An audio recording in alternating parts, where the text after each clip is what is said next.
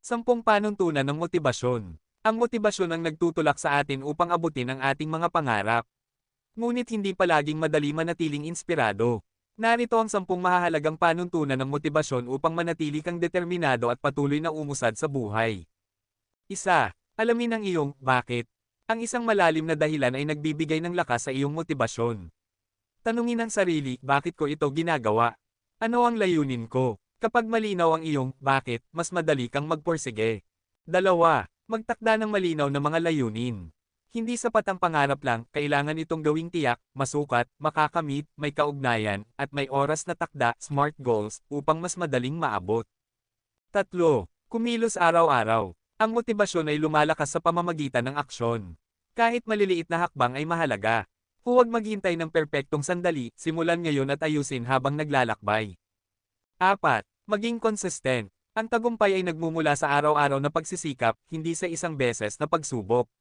Kapag nawala ang motibasyon, hayaan mong ang disiplina ang magpatuloy. 5. Yakapin ang pagkabigo bilang aral.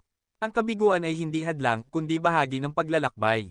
Matuto mula sa pagkakamali, baguhin ang diskarte, at magpatuloy. Ang bawat pagkakamali ay hakbang patungo sa tagumpay. 6. Paligiran ang sarili ng positibong tao. Ang mga kasama mo ay may malaking epekto sa iyong mindset. Maging bahagi ng mga taong positibo, masipag, at inspirasyon sa iyo. Iwasan ang mga humihila pababa sa iyong pangarap. 7. Patuloy na matuto at lumago. Ang patuloy na pagkatuto ay nagpapanatili ng inspirasyon. Magbasa ng mga libro, makinig sa mga podcast, at matuto mula sa mga matagumpay na tao upang manatiling motivated. 8. Ipagdiwang ang maliliit na tagumpay. Huwag lang mag-focus sa malaking layunin, pahalagahan din ang bawat maliit na progreso. Ang bawat hakbang pasulong ay mahalaga sa iyong pag-unlad. 9. Alagaan ang kalusugan ng katawan at isipan. Ang motibasyon ay lumalakas kapag maganda ang iyong pakiramdam. Matulog ng sapat, kumain ng maayos, mag-ehersisyo, at iwasan ang stress upang manatiling produktibo. 10. Huwag sumuko. Ang tanging tunay na pagkabigo ay ang pagsuko.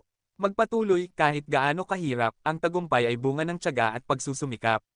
Manalig sa sarili at huwag tumigil hanggang makamit ang pangarap. Ang motibasyon ay hindi basta dumarating, ito ay nililika.